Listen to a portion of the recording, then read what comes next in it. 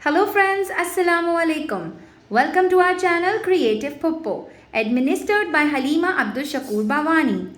Today we are here to present a scientific experiment on floating eggs in salty water. Here we go. For this experiment you need salt, eggs, a glass filled with fresh water and a glass of salt water. First you're going to take an egg and place it into the fresh water. Let's see what happens.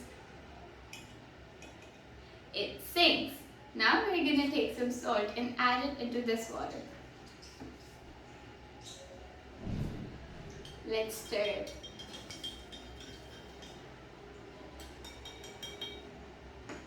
Now you're going to take the egg and place it into the salt water. It floats. The egg sinks in fresh water because the egg is denser than the water.